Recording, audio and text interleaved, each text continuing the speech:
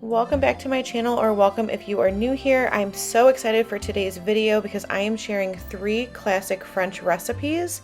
And first up is a croque monsieur with a carrot salad. Please don't make fun of the way that I pronounce that because I'm sure I butchered it. I never took French. I only took Spanish in high school and college. But to get started here, I'm going to make the carrot salad, and you want to start out by grating your carrots. So if you freshly grate them, it's just a lot better of a texture, and they're a lot more moist than they are if you buy them pre-shredded. You can absolutely do that if you want to, if it's easier for you or you're trying to save time, but this went really quickly, and I'm just using my cheese grater here. And I absolutely love this tool because, as you can see, you can use it for many different applications other than just shredding cheese, and it's really quick and simple to do. Along with all of the recipes in today's video, I will have this linked in my description box as well. I just got mine from Amazon, so if you're interested, you can pick it up. But next up, we're going to prepare the dressing, and we're going to start out with some Dijon mustard, some vegetable oil, olive oil, and then I'm going to go in with some salt and pepper, a little bit of lemon juice, some honey to taste, and then some fresh parsley. And then the recipe calls for either scallions or shallots, and I just use the scallions or the green onions, and then just whisk that together to combine. And then you're going to add in your shredded carrots, stir all of that together, and then I'm just going to put this in the refrigerator while I'm preparing the sandwiches. But this was amazing. I cannot wait to make it again. I'm absolutely going to have it on hand for the spring and summer season.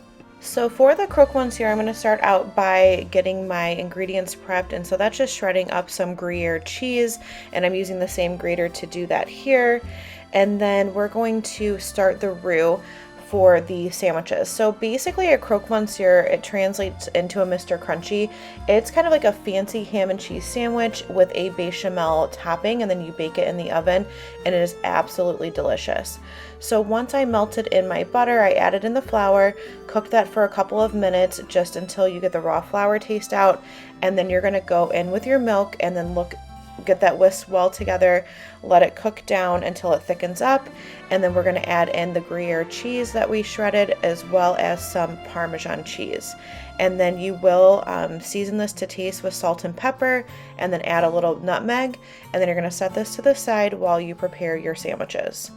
So I had mentioned in my last What's for Dinner video that I recently started watching the show Julia on HBO, and I've absolutely fallen in love with it and just gotten re-inspired to start making some classic dishes again, and it's just really fun to do. My husband and I enjoyed all 3 of these recipes this week, and they definitely will be going into our normal rotation.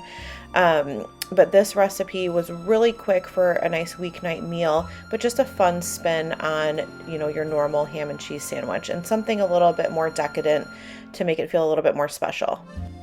Now, while I was preparing the bechamel sauce, I did go ahead and lay out my bread onto a baking dish, and I toasted that in the oven for about 5 minutes on the first side and then 3 minutes on the second side, just so that way the sandwich itself would stay crisp and not get soggy underneath the bechamel. And then once that came out, I went ahead and on half of the bread slices, I spread some Dijon mustard. Now I use the thicker, like Texas toast slices of bread. The actual original recipe just calls for normal white sandwich bread, which I think would work perfectly here. And then you're going to top that with your ham. You're going to see on the last sandwich here, I use turkey because I personally am not the biggest fan of ham. So I just did turkey for myself and then made 2 with ham for my husband. So stuff like this you can absolutely customize to like what you have on hand or what you prefer. Just because you're using a classic recipe doesn't mean that you can't make it your own. So once we get the meat on there, I'm just going to go in with some of that Gruyere cheese that we grated, and then I'm going to put the other slice of bread on top, and then we're going to go in with our bechamel sauce, and you just want to top each of the sandwiches with that. And then you're going to make sure you spread it out all the way to the edges. It can slide a little bit over. That's why we have the foil on the pan. And then top it with some more Gruyere cheese. Then I went ahead and baked this in the oven for a few minutes. And then I put it underneath the broiler just to get the cheese nice and bubbly and brown on top. And here you can see when they come out of the broiler. And then I just went ahead and served it with that refreshing carrot salad. All right, the second dinner this week we had were pork chops with an apple cream sauce, and I'm just going to start by prepping the couple ingredients that we need to prep. And here you can see I put a damp paper towel underneath my cutting board, and that's going to prevent it from sliding around. I shared this trick in one of my first videos, but just in case you haven't seen it or you haven't heard of that trick before, it makes it a lot easier on you so you don't have your cutting board sliding around when you are trying to prep your ingredients. So I'm going to start out by slicing thinly 2 apples. Now the recipe calls for Granny Smith apples, and I actually could not find them at my grocery store. I don't know if they're just not in season or they just didn't have them. So I'm just using some Golden Delicious apples, and it came out amazing. So you can use whatever you like or whatever you have on hand. And you just want to make sure that you slice them thinly. And then after this, we are going to go ahead and mince a shallot as well. And if you don't have a shallot, you can always do onion. I would just really thinly slice it. The shallot's just going to have a milder onion flavor than a traditional like white or yellow onion. So just keep that in mind with the amount that you use when you're looking at the recipe. But I was really excited to try this because it's very similar to a pork tenderloin recipe that I shared on my channel before that my yaya or my grandmother used to make all the time, and it's a family favorite. The big difference is with the pork tenderloin, you would marinate it, and it did not have the shallot in the recipe. So for that shallot, I just went ahead and sliced it in half and then peeled it. And then I'm just going to run my knife down lengthwise and then come back the other direction to get a finer mince on the shallot. So I know that pork and apples are a pretty classic combination, so I am curious if any of you have tried a recipe that utilizes pork with apples, and if you have a favorite, I would love for you to share it with me in the comments down below. My husband and I are finding that we really do love these flavors, like I said before, having them from my grandmother, and then this recipe is just absolutely amazing. So for the pork chops, I'm just going to season them with salt and pepper on each side, and then I'm going to sear them in some vegetable oil, and actually I'm sorry, I used olive oil.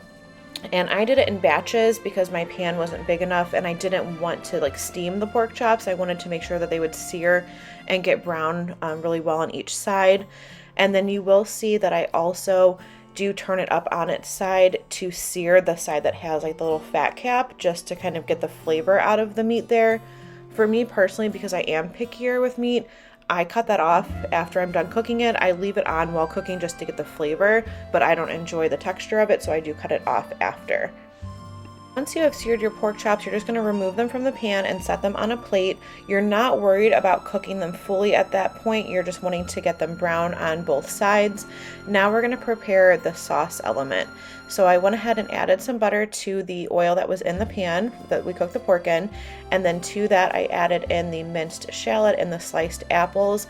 And you just want to let this cook over about medium heat until the apples soften.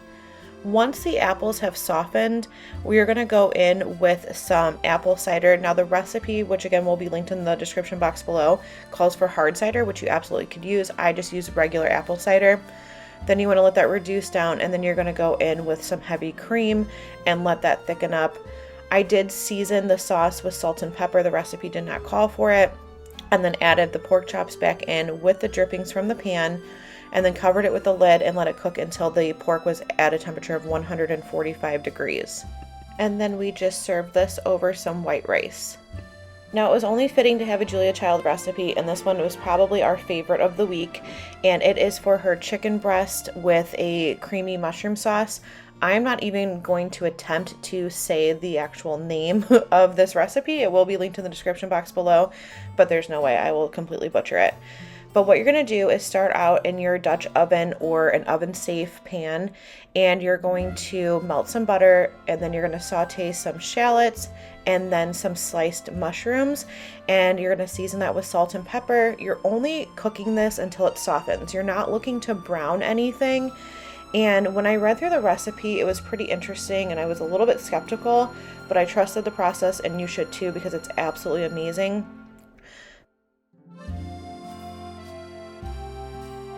So then you're going to salt and pepper your chicken breasts, and then you put them into the pan, flip them over so that both sides get the butter on them, and then you're going to cover it with a lid and put it into your oven at 400 degrees. And I cooked mine for about 10 minutes or until it reached an internal temperature of 165. And then you're going to remove the chicken from the pan, and then to it you're going to add in your stock. Now it also called for wine, which I left out, so I just doubled the amount of chicken stock, and then I added in some heavy cream after that reduced down. And then you just want to let the cream reduce down until it becomes nice and thick. And then I went ahead and added in some lemon juice and then salt and pepper to taste. And then I served this sliced over some mashed potatoes, and then we just topped it with some parsley at the end, and it was absolutely amazing. I highly, highly, highly recommend this recipe. I'm really excited to share these with you today, so please let me know in the comments below if you enjoyed seeing these and if there are any classic dishes that you would like to see me make on my channel, because I'm always looking for some new ideas of recipes to try. But thank you so much for joining me, and make sure that you subscribe before you go if you haven't done so already, and I hope you have a wonderful day.